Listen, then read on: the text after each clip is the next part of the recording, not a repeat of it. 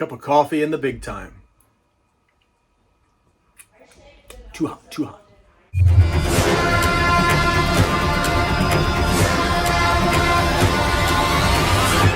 Hello everybody, thank you for joining me today. I do truly appreciate it. It is Trick or Treat Day, Halloween today. Exciting day for me. Although I don't trick or treat, I do wander around the neighborhoods with the boys while they trick or treat. And anyway, I love Halloween season nowadays because I love Halloween stuff, movies and all that kind of stuff. I love the season. Spooky. I love the season, always have. But I want to talk to you today. It's book haul day. Even though I'm still gimped up, I had surgery on this shoulder. They cut this bicep off, drilled a hole in the bone, screwed the bicep to the bone, cut some things off, removed some stuff, and glued it all back together. 3 weeks out. Anyway, so I'm still a little gimpy. I'm going to be careful. Gingerly, I got to do things delicately. But I got some stuff. Over the month of October 2025, some things I haven't shown you and some stuff I kind of want to show. Nobody else in the house cares, so I figured maybe somebody out there might care. But I picked up some things for some reasons, and I'll show them to you. We'll talk about it a little bit. But the first one I want to talk about, I'm going to choosing it first because one of my favorite authors, Walk in God's Green Earth, that's the guy by the name of Philip Fracassi. And now it is Halloween. I still got a couple months to go in 2025. But thinking back, just thinking off the top of my head, not looking at a list, I believe the best book that I read in 2025 was also published in 2025. First time that's happened to me, where the best book I read in a year was actually published that year. But, gotta say, honestly and for true, is the Autumn Springs Retirement Home Massacre. And I showed you some copies in an earlier video that I got of this book. But this one is the Aardvark Book Club hardcover edition. And it's the biggest hardcover edition of that book. So let me pull out the trade hardcover edition that came out, published by Nightfire. This one also Nightfire published, but you can see the difference. This was the actual trade.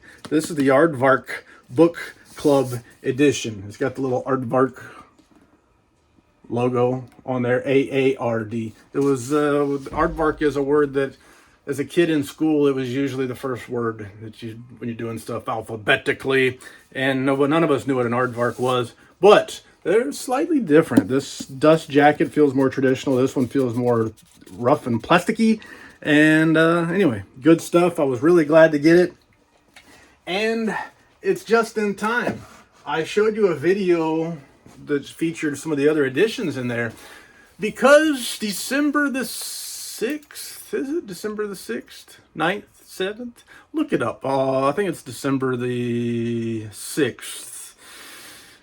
In Dayton, Tennessee is Jeff Con, and Jeff Con 1, and that's the worst one if you know what DEF CON 1. But anyway, it's the first one and the worst one. But I'm going, and Philip Fracassi is supposed to be there. One of my favorite authors. I got some books to get signed, and this one is on the list. You just made the list. It is a book club edition. No price on the dust jacket. Let's see. It does. I think this one does, if memory serves. It does indicate that it's a first edition, first print. So maybe 30 years down the road, when people are collecting Philip Fracassi books and they're searching for that first edition, first print, this one's going to cause some confusion for them.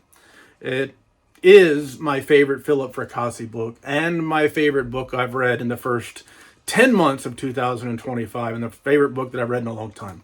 Loved this book. Strongly recommend it. The Aardvark Book Club sent some Aardvark stuff. A cool little Aardvark, AARD, VARK bookmark to go with it. One Bad Night, kind of cool. Another Aardvark Book Club ad that features the book that I bought on the spine.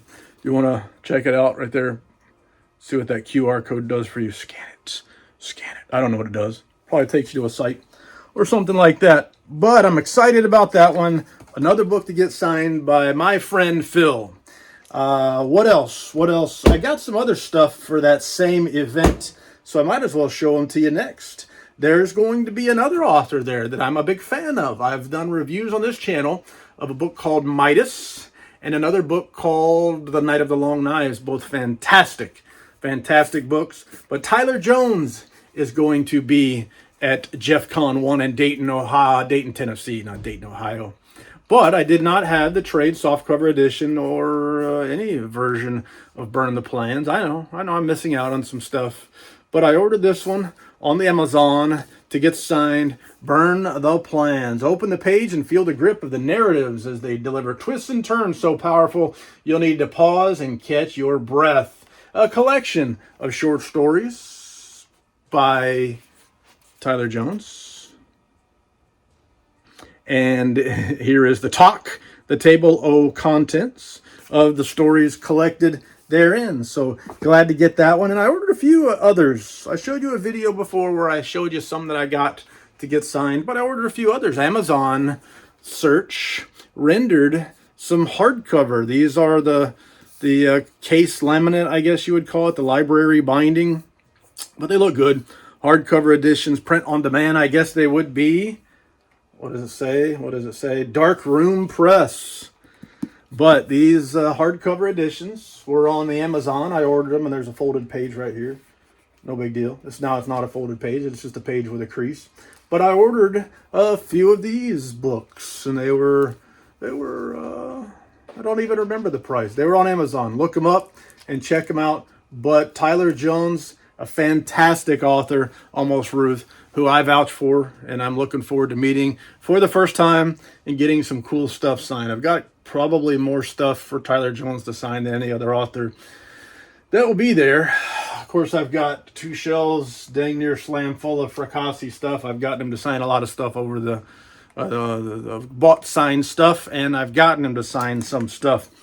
So there is Almost Ruth, the Amazon library bound hardcover. Another one in the Amazon purchase there for Tyler Jones was Criterium, another of the same type of hardcover book.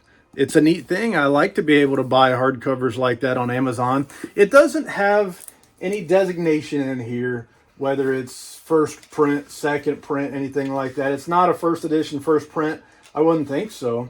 But in here on the title page, it just says Darkroom Press. No differentiation on print runs, so I don't know what printing it is. They're probably I don't know how it worked when Criterium and Almost Ruth were originally published. But on to some stuff that I've added. Oh, there's one more. There's one more here that is designed for that meeting, and this one just came out. I've got several versions of A Child Alone with Strangers. This was until the Autumn Springs Retirement Home Massacre came out. This was my favorite Philip Fracassi book, A Child Alone with Strangers. And I've got limited editions. I've got this limited edition from Levidian. I've got the art from Levidian. I've got the trade edition hardcover from Talos Books. And now here is the trade softcover version featuring Francois Vaillancourt artwork on the front. My favorite illustrator who ever lived, who will also be at Jeff Con 1. And I've got some stuff illustrated by Francois. Hopefully my friend will not mind signing some books for me as well. My friend Francois Vaillancourt, he's the first illustrator where I ever noticed the artwork and I said, wow, this guy's good. Francois Vaillancourt stuck in my head when I got, it was the Suntup Editions version of Wolfen. The artwork there, caught my eye, blew my mind, and Francois Vaillancourt was imprinted on the brain. And I bought books where I was on the fence, and then I realized Francois Vaillancourt artwork in it, and I bought the book. So, fantastic. Now, on to just some other things that I got for some other reasons in some other places, and such as that. This right here, I've done a review for this book. This is the novelization of the movie The Terminator, a novel by Randall Frakes and Bill Wisher. And this is my favorite movie novelization that I've ever read. I love this book. I would say The Terminator movie novelization is a 5-star book and better than a lot of other great books out there that aren't movie novelizations. Better than some of them that you love very much. But there was another. This movie was also novelized in the United Kingdom by a different author. So novelizations, typically they'll get one version of the screenplay. It might be an early, it might be the final, whatever. And they'll write a novel based on the screenplay. Sometimes the authors get a little bit more leeway. Sometimes they got to stick strictly. Sometimes they add a little bit in between the lines, if you will. And sometimes they'll put in explanations that weren't even written and all that stuff. There's a variety of them. But this is two different authors doing two different novelizations based on the screenplay for the movie The Terminator. The United Kingdom version is a novel by Sean Hudson. And I bought this novelization on eBay from one of those, I can't remember, but there's some sellers out there where they've got hundreds of thousands of feedback ratings, and they're not that great. They just sell books like thousands a day, usually pretty cheap. I can't remember if this was World of Books or one of those sellers. I can't remember which one it was now.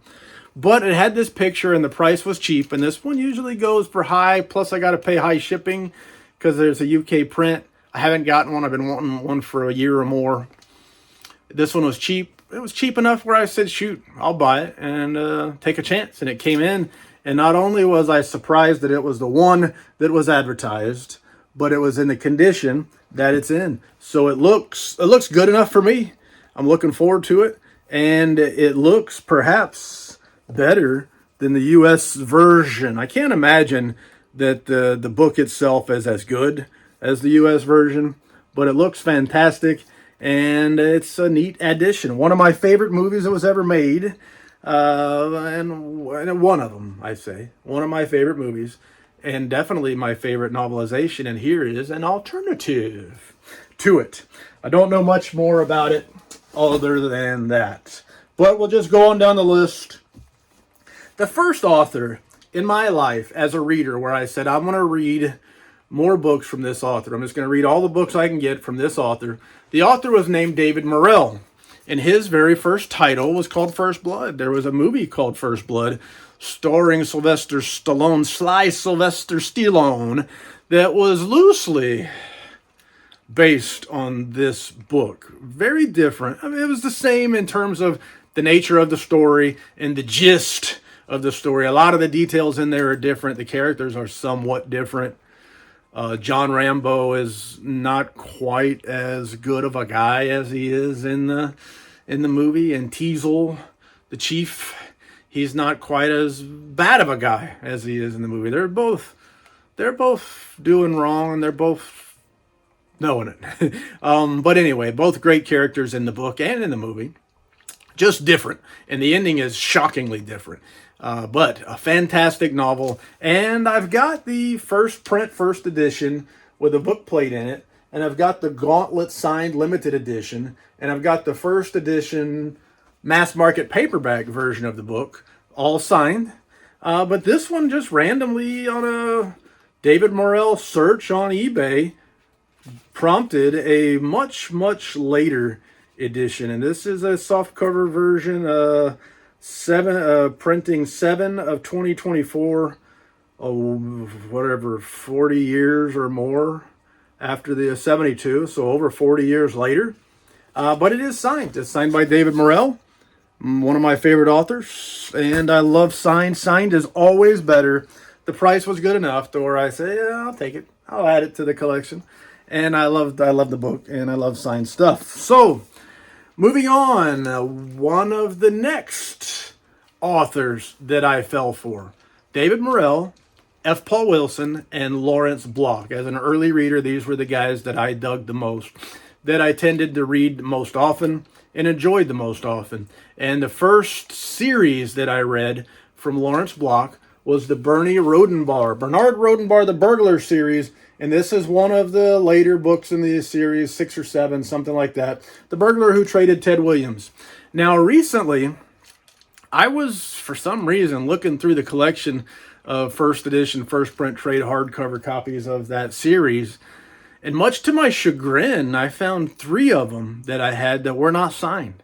I thought I had them all signed, and I was surprised.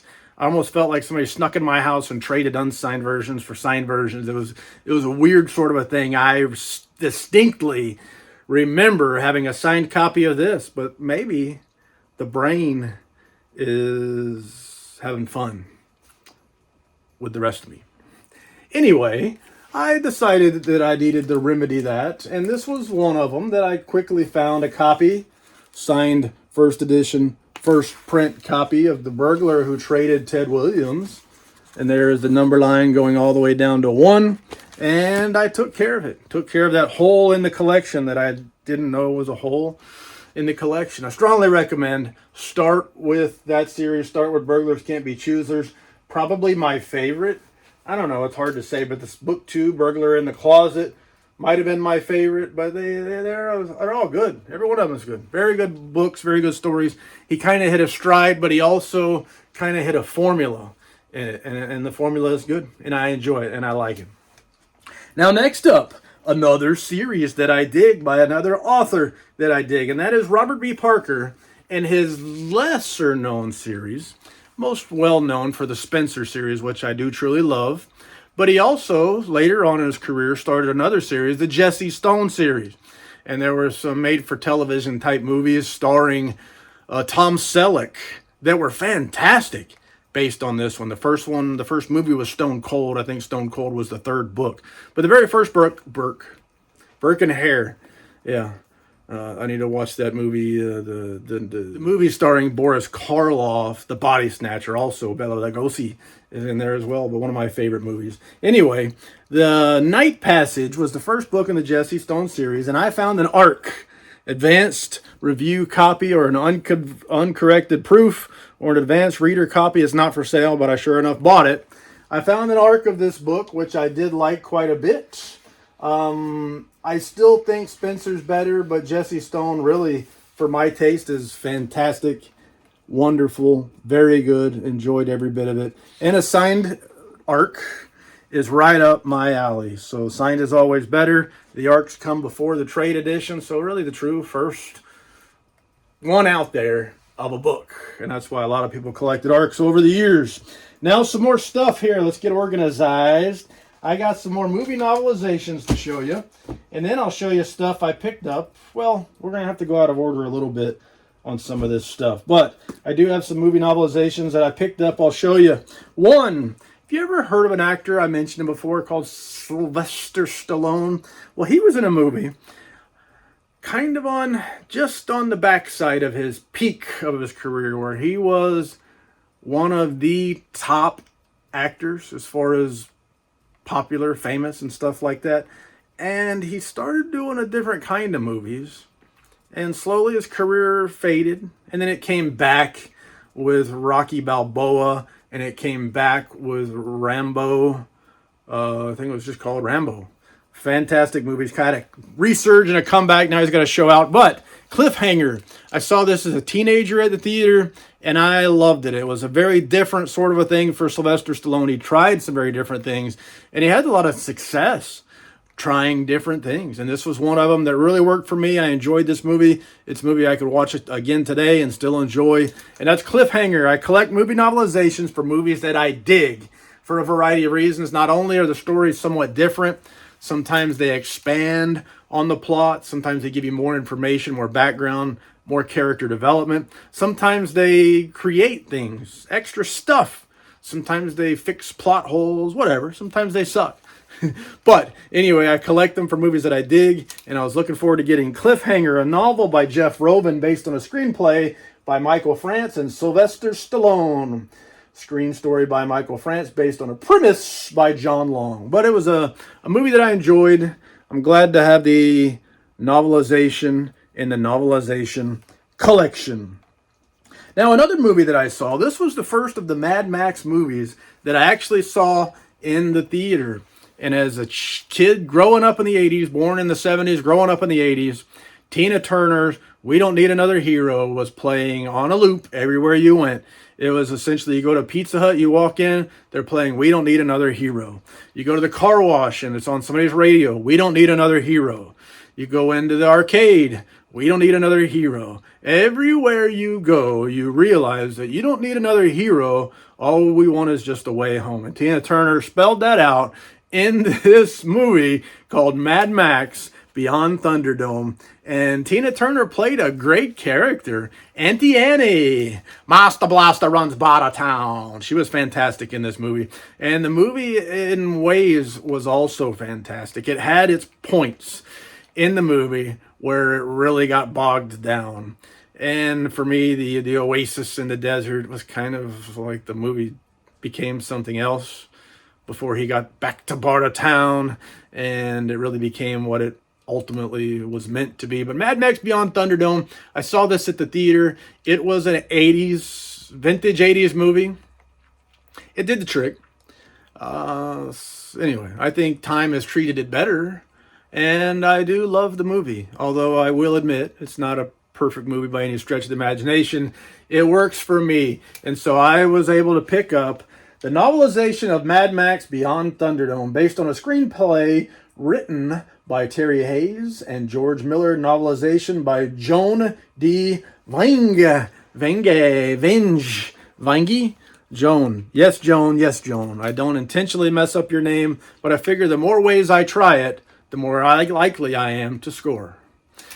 And that's the novelization for Mad Max Beyond Thunderdome, starring Mel Gibson, before Mel Gibson became Mel Gibson. And then before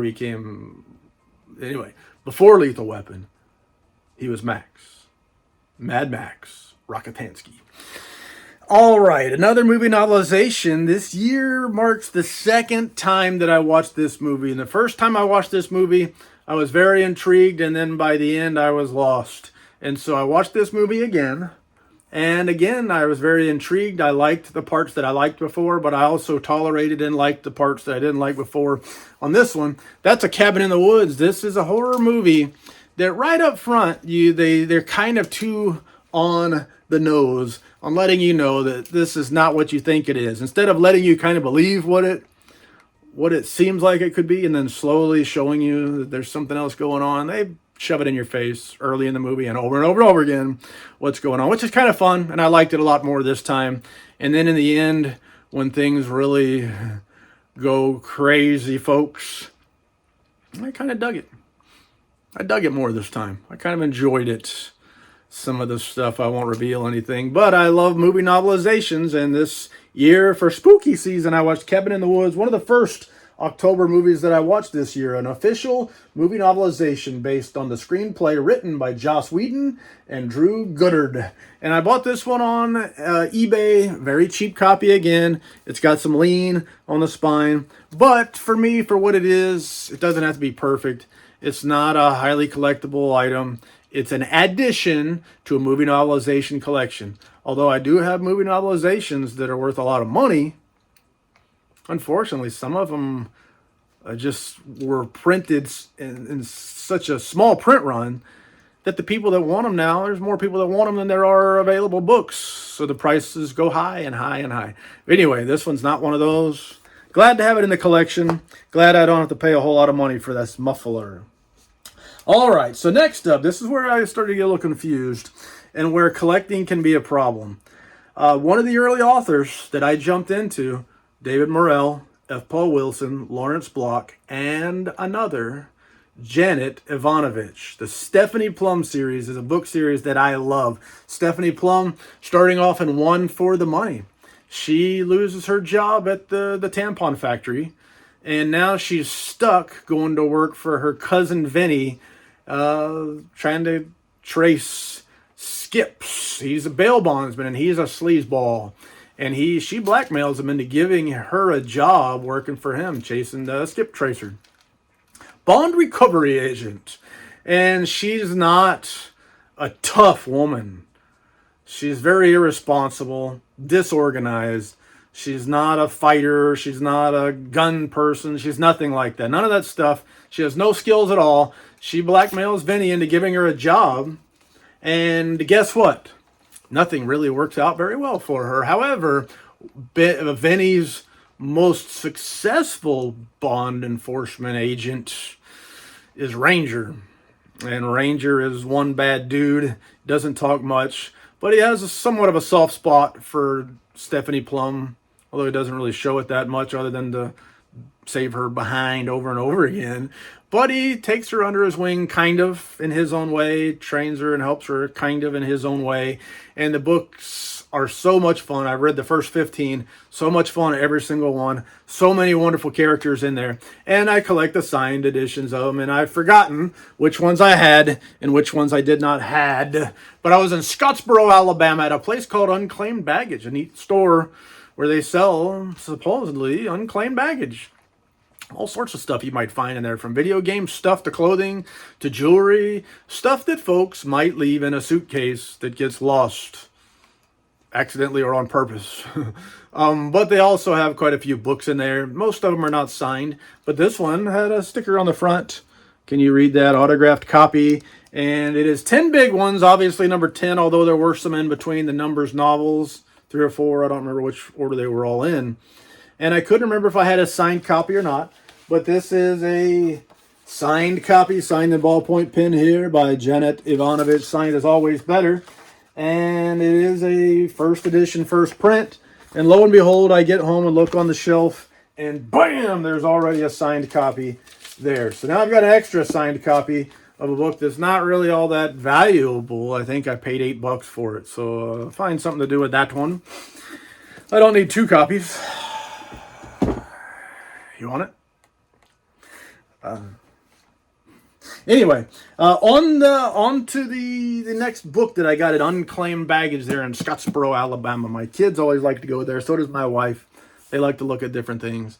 But there was a movie that I watched in 1990, I want to say 94, called Heat. Michael Mann movie with Robert De Niro, Al Pacino, and the guy from the movie, Val Kilmer, and others. Fantastic movie. A movie that I watched at the theater 4 times. At the theater. No exaggeration. And I bought the VHS tape as quickly as I could and watched it a bunch of times. I've seen the movie quite a few times. For a 3-hour movie, that's a record for me by far. But there was a novel written by Michael Mann and Meg Gardiner called Heat 2, a sequel to the movie Heat, which doesn't have a movie novelization. And I've heard a rumor that Heat 2 is going to be a movie by Michael Mann one of these days. Well, when this novel came out, I pre-ordered it from a website that was famous for selling signed first editions, that is now defunct. They retired and sold off their stuff. But they were selling signed copies, and I saw a lot of signed copies out there in the world, signed by Michael Mann. But when that company sent out their copies, they were signed by Meg Gardiner, not Michael Mann. So I got a copy signed by Meg Gardiner, and I hadn't read it yet, but they had this first edition, first print, trade hardcover of Heat 2 for $2.99. I figured I need to read it. I'll just buy this copy, read it, and find something to do with it after that. So I bought Heat 2, the sequel to the movie, the novel sequel to the movie Heat, which may be a movie again soon. Which may be a movie soon for the first time. And then the other book that I bought at Unclaimed Baggage, because years and years ago, somebody told me, if you like Bernie Rodenbar, if you like Matthew Scudder, if you like Spencer and some of those kinds of things, you will like Dortmunder. You will like Hot Rock. Donald E. Westlake has a series, and I've never read any of them. The John Dortmunder series, that a lot of people have said, if you like those, you'll like this. And they had this one there for $1.99 at Unclaimed Baggage. So I took it. Something to go on the books, what got to be read pile. Obviously, the TBR is what I'm talking about there. But Dortmunder is, John Dortmunder left prison with the warm words of the warden ringing in his ears and not one chance of going straight. Soon Dortmunder was riding in a stolen Cadillac with Venetian blinds, reuniting with the old friends and scheming to heist a large emerald belonging to a small African nation. As always, his planning is meticulous. As always, the execution is not. Undaunted, Dortmunder is now chasing the gym by plane, train, and automobile because this hot rock has a way of getting stolen not just once, but again and again and again. So when I talked about the Bernie Rodenbar burglar series, maybe that's the one that people were saying. If I like that one, I ought to read this one. So I got one copy of the first book in the series to be read and looking forward to it. Now, one more thing. On this trip I took to Fort Payne, Alabama, Northeast Alabama with my youngest son, Roman. We got a little place up there, and we like to go up there and take little special trips. So my youngest son and I went up there. We ended up also going to Gadsden, Alabama, a nearby town near Fort Payne, and they have a cool downtown area. But while we were in Gadsden, we went into some antique stores, he and I, in downtown Gadsden, and one of them had some books in there that I ended up picking up. Dusty Things on 430 Broad Street, Gadsden, Alabama. A very cool store. One that I was glad to stumble into. And I picked up some books, and this one is just a taped up reader copy that was cheap, like $1, which is what I like for reader copy. I tend to prefer reading books like this that I don't have to worry about messing them up. My collectibles, I can handle it any way I want, put it in a suitcase, put it in the back pocket, lay it in the seat of the truck. I can read it any place, anywhere, and never worry about what's happening to the book as my grubby paws are handling it. And this one is 8 Million Ways to Die. And this is a Lawrence Block, Matthew Scudder series. He's a former cop who quit the force after a very bad incident occurred. He was not guilty of any crimes, but the thing that happened was one that kind of ruined him. He didn't want to be a cop anymore, so he started making a living as a sort of a not official detective. So he's not a real private investigator. People don't pay him to do jobs. He does jobs for people, and they give him money. That's the way he describes it. But anyway, 8 Million Ways to Die is next up in the queue for me to read in that series. And this just happened to be an edition that I stumbled into. A ratty old mass market paperback version. Smells good. Just what the doctor ordered. While there, I also picked up another movie novelization for the collection. Arnold Schwarzenegger. So I'm in the Arnold Schwarzenegger novelization business. It's not a business, but I got quite a few novelizations. I was a big fan. I grew up in the 80s, so Arnold was action. One of the action stars, Arnold and Sylvester, were the 80s action stars. And then Bruce Willis and Mel Gibson kind of came along late in the decade. But this is a 90s era sci-fi movie for Arnold. And The Sixth Sense was one that I surprisingly really enjoyed. I didn't expect to enjoy it as much. The premise didn't sound so cool to me, but I loved it. It was really good. And here is the novelization, a novel by Terry Bisson based on the screenplay by Cormac Webberley and Marianne Wibberley. And glad to have that one added in the collection. And the last up on this book haul, baby, is another Lawrence Block, another Matthew Scudder. And when I'm looking at my collection, I collect signed books, and this one is not signed. But I do not until now, have any hardcover versions of this kind of hard to come by addition to the series, one of the early ones, A Stab in the Dark. All I have for A Stab in the Dark is a later soft cover version, which is signed right there. And so I saw a book club edition hardcover. Nothing special here. I'm talking. You're looking at an empty screen while I'm talking. But a book club edition, BCE baby, book club edition hardcover. That's not signed. Of course, it was really cheap, a couple bucks maybe. 1981 of this fantastic book. A Stab in the Dark was fantastic. Matthew Scudder book, but I was glad to have it. Only because I didn't even have any other copies of the book other than the one I just showed you. So at least now I have a book club edition hardcover. And should I ever stumble into Lawrence Block, which is unlikely, I doubt he'll ever come where I go, and I am pretty sure I will never go to New York City where he's at. I don't know where he's at. I speak good. Probably won't stumble into the guy. He's in his 90s, and long ago he said he's not doing any signings. You sure are not going to be sending books to his house, then have him sign them and send them back. So I probably won't get a chance to get this book signed. However, maybe one day I'll stumble into a signed copy. But I got a hardcover edition to go on the shelf. Make the shelf look a little less incomplete anyway. And with that being said, I have no more books to sell. I have no more books to tell you about. And I've got no more lies to tell, no more lies to sell. So that was October. Happy Halloween. Thank you for your time. I do truly appreciate it. And c'est la vie, baby. Doo-doo.